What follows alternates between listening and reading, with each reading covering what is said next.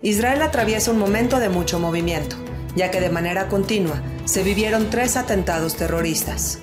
El impacto psicológico de estas agresiones ha sido importante, y cuando la sociedad apenas se recuperaba, los periódicos de Israel amanecieron con la noticia de que el gobierno de Naftali Bennett podría caerse. ¿Cuáles son los posibles escenarios si esto sucede? En entrevista para Enlace Judío, el especialista en política israelí, José Penjos, responde a estas y a otras preguntas. Hola Pepe, ¿cómo estás? Qué gusto me da saludarte. Igualmente, Nadia, gracias. ¿Tú? Pues bueno, tuvimos atentados terroristas, Pepe, en el Estado de Israel, 3 seguidos, lo que alertó a toda la población. Y lo más triste es que Bennett dijo que por lo menos se han evitado 15. La pregunta es, ¿por qué? ¿Por qué esta ola de atentados podría ser el inicio de otra vez un nuevo conflicto? Mira, esperemos que no. La verdad es que en los tiempos en los que se dieron estos 3 atentados, en una fracción de una semana, fueron previos incluso al inicio del mes del Ramadán, que apenas inició esta semana y los atentados ya se llevaron a cabo días previos, prácticamente sin que nadie se imaginara que eso podía suceder. Israel había trabajado mucho para evitar que haya esta escalada de violencia en visitas entre Benny Gantz, que es el ministro de Defensa, con el rey de Jordania, o llamadas con el rey de Jordania, o pláticas con otros líderes, incluso con la Autoridad Nacional Palestina, y de repente se dan estos 3 atentados, que sí te puedo decir que la explicación del gobierno fue que son gente que está inspirada por el Estado Islámico. Así inició todo este tema. Empezó dentro de Israel, árabes israelíes, en un sector de una población que nadie se imaginaba que podía suceder, y sí, fue muy doloroso. Los primeros 2 atentados fueron árabes israelíes.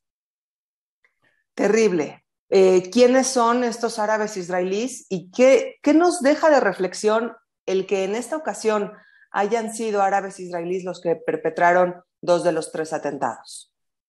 Mira, lo primero y más triste de que sean árabes israelíes es que son árabes ciudadanos que tienen todos los derechos y obligaciones como cualquier otro israelí, y son árabes en las que las estrategias de lucha o de evitar que esto suceda, como sucede con los árabes palestinos que no están en Israel, que es: si cometes un atentado terrorista, tu casa es destruida; si cometes un atentado terrorista, tu familia se tiene que salir de su casa. Todo ese tipo de consecuencias que existen para árabes palestinos terroristas que están fuera de Israel, no existen para estos árabes israelíes. Entonces, aquí sucede que son gente que de repente están en las miras de los servicios de inteligencia de Israel porque tienen inspiraciones de extrema o están siendo llamados a formar parte del Estado Islámico, como así lo explicó el gobierno, y es muy triste que esos movimientos empiecen a darse en Israel. Entonces, genera muchísima preocupación porque están viviendo dentro de Israel. Israel quería evitar esto a lo más posible. Apenas en mayo pasado, hace menos de un año, en los disturbios que hubieron, mucho de lo que se vivió fue dentro de las ciudades israelíes, que son ciudades que son mixtas, en las que viven árabes y judíos juntos. Israel quería evitar esta situación y ahorita vemos estos ataques terroristas. ¿Cómo se dieron? Son gente que consiguió armas o que tuvo armas. Hay una gran cantidad de armas ilegales en la sociedad árabe israelí. Ha habido una violencia y una criminalidad enorme en la sociedad árabe israelí durante los últimos años, algo que el gobierno está tratando de luchar y eliminar. Pero son gente que tiene acceso a armas. Hay grupos criminales dentro de la sociedad árabe israelí que tienen armas ilegales, y eso es lo que hay que frenar. Si hay gente inspirada para hacer estos atentados terroristas, tenemos que llegar a ellos antes de que lo cometan, y sucedió. Por Muchos dicen supuesto. que son solitarios. Mucho de la explicación inicial fueron que fuera gente solitaria, motivada porque ya viene el Ramadán, etcétera, y el gobierno le gusta o prefiere que sea una relación importante con organismos como el Estado Islámico, porque es más fácil de luchar contra eso, ¿no? Pero sí son gente que había incluso estado presa en las cárceles israelíes o que han incitado este tipo de odio y consecuencias. Quiero hacerte una pregunta reflexiva, debido a que en esta ocasión los autores de los atentados, sí es importante el tema porque son árabes israelíes. ¿Por qué tenemos árabes israelíes en el Estado de Israel? ¿Cuándo lograron estas personas la nacionalidad? ¿Quién fue el primer ministro que se las otorgó y por qué? Mira, los árabes israelíes es importante indicarlo desde el principio, desde la creación del Estado de Israel en 1948. Se menciona la creación de un Estado judío, pero es un Estado también de todos sus ciudadanos, en el que va a haber libertad de religión, libertad de creencia. Y un punto importante, si lo quiero aclarar, es que en Israel el ciudadano no solo pertenece a diferentes religiones, sino pertenece a diferentes nacionalidades. Diferente a lo que entendemos en México, hay ciudadanos israelíes que son de la nación judía, hay ciudadanos israelíes que son de la nación árabe y hay ciudadanos israelíes que podrían ser ahorita de la nación ucraniana.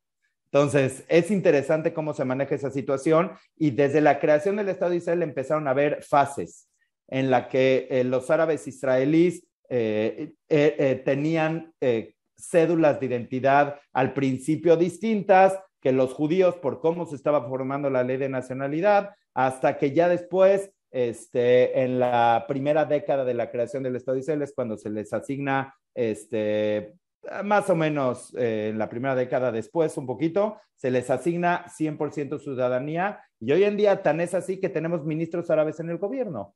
Hoy en día tenemos diputados árabes israelíes y tenemos gente en todos los rincones del país y en todos los estratos sociales y de la política que hay árabes israelíes como cualquier otro ciudadano. Es importante que la gente escuche estos árabes israelíes, lógicamente forman parte del gobierno, pero también hay árabes que no son israelíes que están en los territorios palestinos.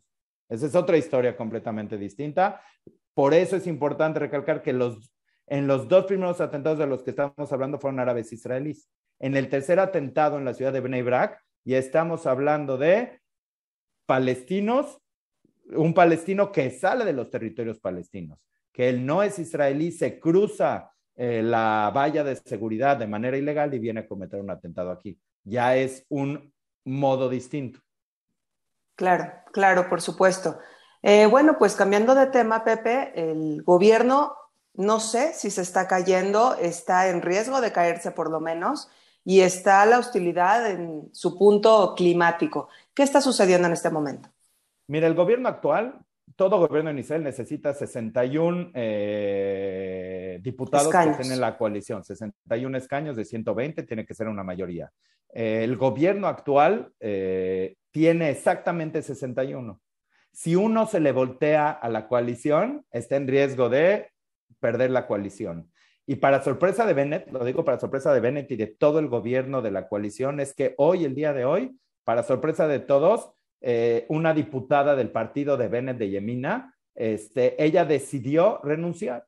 Esta diputada no solo es del partido de Yemina, sino que era la jefa de la coalición. Es un puesto muy importante pues, porque era, hasta el día de hoy, la que coordinaba todas las actividades de la coalición. Y ella hoy en un discurso dice, hace 2 días se expresó muy fuerte, ahorita lo comentamos, pero hoy en una carta dice, mis ideales y mi ideología ya no me permiten mantenerme formando parte de este gobierno. Ella renuncia y tenemos nada más hoy 60 diputados que apoyan la coalición. Estamos en esa situación exactamente en este momento. Lo que genera, Pepe, pues muchos escenarios. ¿Podría ser esta una oportunidad de nuevo para Benjamín Netanyahu? Es definitivamente un escenario posible. La Knesset actual son 120 diputados que podrían ellos elegir cada día un primer ministro distinto. Lógicamente no es funcional. Pero lo digo así porque la Knesset actual, la coalición actual incluso eligió 2 primeros ministros. Eligió por un periodo Naftali Bennett y después estamos más o menos a 10 meses, debería de entrar Yair Lapid. Entonces, los mismos 120 diputados ahorita se podrían sentar a armar grupos distintos y elegir un primer ministro distinto con los mismos 120 diputados. Entonces, podrían elegir a Benjamin Netanyahu, claro. Si él logra convencer a 61 que voten por él, quitan a Naftali Bennett y sube Benjamin Netanyahu. Eso es sin elecciones ni nada, porque las elecciones en Israel son elegir a los 120 y estos 120 están todavía en tiempo para el que fueron elegidos. Sus funciones están activas y está a efecto el gobierno. Este es el primer escenario, podría ser Netanyahu y podría ser cualquier otra persona. También podría ser el escenario en el que Naftali Bennett le falta un voto ahorita y podría acercarse con partidos árabes o con algún diputado de otro partido que se salga. Entonces podría conseguir otro voto, lo que es prácticamente ese es el escenario más difícil de todos. Entonces, contestando, ¿en Netanyahu puede ser primer ministro? Pues sí. En unas horas ahorita en Israel, prácticamente en 2 horas, hay una manifestación de la derecha en Jerusalén, en la que Netanyahu va a participar en la manifestación, lo que no se daba hace años. Netanyahu está invitando a la gente que vayan a manifestarse y pues él ya lo que quiere es volverse primer ministro de nuevo, ¿no? Es uno de los escenarios posibles. Y Yair Lapid, tal vez también el que vuelva, pues, ¿cómo vemos a Yair Lapid? Creo que también debemos de voltear a verlo y estudiar un poco más su persona, su perfil, etcétera. ¿Qué podemos decir de él? Mira, Yair Lapid, y este es un juego interesante, y es que en el trato en el que hizo con Bennett, en el que se iban a compartir el cargo de primer ministro, Naftali Bennett al principio y Yair Lapid después, y firmaron un documento que está autorizado como un documento de coalición. Y es que si el gobierno se cae por culpa de un integrante del partido de Naftali Bennett y el país se tiene que ir a elecciones, en ese momento, antes de que se usaran las elecciones en ese periodo, el que se vuelve primer ministro es Yair Lapid. Entonces, imagínate que ahorita la Knesset se disuelve porque no pueden elegir otro que forme gobierno. Israel se declara en periodo electoral y en ese periodo en el que llegaríamos a las elecciones, Naftali Bennett deja de ser primer ministro para que Yair Lapid se convierta en primer ministro. Entonces sería un escenario muy loco. Ahorita tenemos a Naftali Bennett, se disuelve la Knesset, se pone fecha de elecciones y mientras tanto tenemos a Yair Lapid como primer ministro. Entonces podría darse. Otra cosa que podría darse es Benny Gantz. ¿Te acuerdas de Benny Gantz? Quien es ministro de Defensa y que estuvo en el gobierno de Netanyahu, y ahorita está en el gobierno de Naftali Bennett. Y él también iba a ser primer ministro en el gobierno de Netanyahu anterior. Pues puede ser que Benny Gantz sea ahorita el que pueda reunir a 61 y pueda juntar gobierno para él volverse primer ministro. Están las apuestas. Todos los comentaristas, todos los politólogos en Israel están mencionando los diferentes escenarios. Yo creo que lo más cercano a lo que puede suceder es que los 120 diputados ahorita se pueda formar un gobierno de derecha. Podría ser eso. ¿Por qué? Porque estos tienen miedo, el mismo Netanyahu, que si nos vamos a elecciones, Yair Lapid se vuelva primer ministro. Entonces, ese es un factor interesante a tomar en cuenta.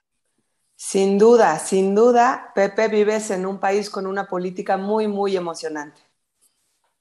Es tan emocionante que incluso los programas de radio hoy, escuchaba un programa de radio que le pedían perdón al encargado de manejar el contenido del programa. Le decían, discúlpanos, estuviste chambeando ayer todo el día en lo que íbamos a hablar, ¿y qué crees? Se nos cambió la agenda y todo lo que planeaste lo tiramos a la basura y empezamos a hablar de este tema ahorita. Así es Israel, todos los días hay algo nuevo. Así es, Pepe. Pues muchísimas gracias y espero seguir en contacto contigo para que nos sigas informando. ¿Te parece bien? A tus órdenes siempre, Nadia. Buen día. Buen día, buenas noches para ti. Cuídate mucho. Gracias.